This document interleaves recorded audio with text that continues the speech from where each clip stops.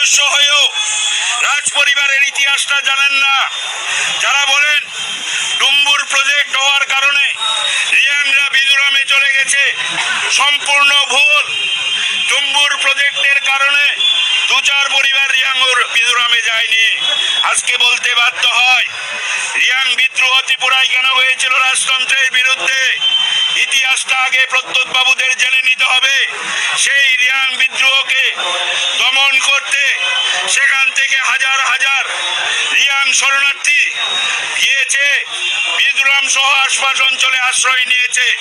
হাজার হাজার শরণার্থী এই রাজ পরিবার তাদের উপর অত্যাচার করেছে এবং অত্যাচারের ফলে মিজোরাম সহ আশপাশ অঞ্চলে তারা গিয়ে আশ্রয় নিয়েছে। আপনাদের মনে আছে যে রিয়াং রতনমণি রিয়াংকে কে এই ত্রিপুরা রাজ্য ছাড়া করেছে?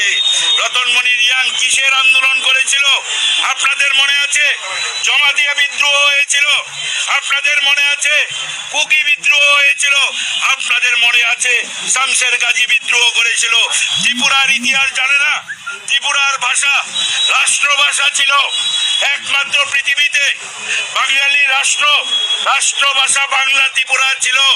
আর এই ইংরেজরা যখন ত্রিপুরার সরকারকে রাজাকে চিঠি দিতেন ইংরেজিতে, রাজার নির্দেশ ছিল বাংলায় সেটার উত্তর দিতে হবে। সেই ত্রিপুরা রাজ্যে ইতিহাস না জেনে আজকে যিনি এই রাজ্যের জনজাতির হয়ে ব্রোকারি করছেন, উনি একটা ফ্রড। উনি এখানকার জনজাতিদের মাথা বিক্রি করে দিল্লিতে অমিত শাহ নরেন্দ্র মোদীদের থেকে উনি সাহায্য নিয়ে ওনার জমি জমা উদ্ধার করতে চলছেন।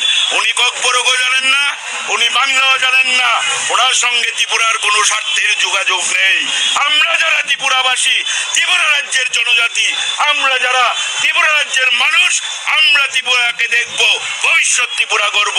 এই সব দল যারা রাজ্যের জনজাতিদের ভাগ্য বিক্রি করে দিল্লিতে গিয়ে অমিত শাহর সঙ্গে বসে এই রাজ্যের জনজাতিদের ভাগ্য বিক্রি করে দেয়, সেই সব নেতৃত্বের আমাদের প্রয়োজন নেই। वो कांग्रेस में कुछ नहीं है। उनका जो भी स्टेटमेंट है, मैंने कांग्रेस प्रेसिडेंट पीयूष विशाल का स्टेटमेंट सुना है। मेरी बात दिलजीत सिन्हा से हुई है जी।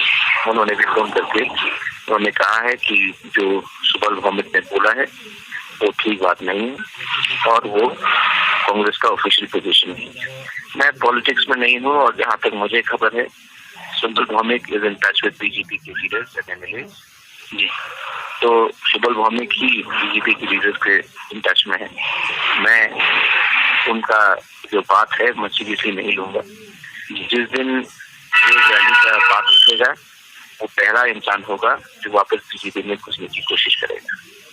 दूसरा बात है कि सुबल भौमिक का जो भाषा है और जो हमरा बंगाली और नागरिक मंच का भाषा है वो एक ही है।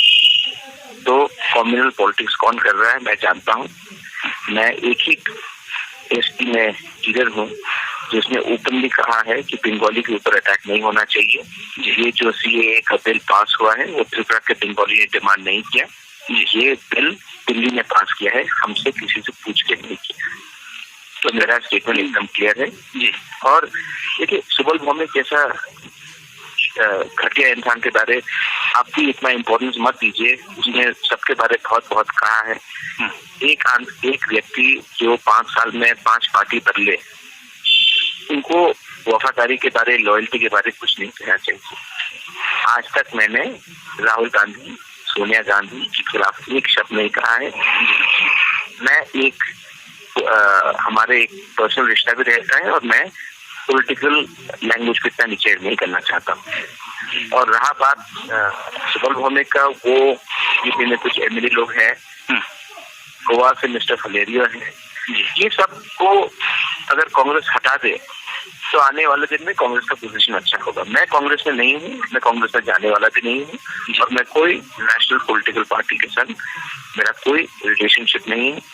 जो मेरे लोगों को हेल्प करेगा मैं उनके साथ हूँ, जो मेरे लोगों के खिलाफ जाएगा मैं उनके खिलाफ।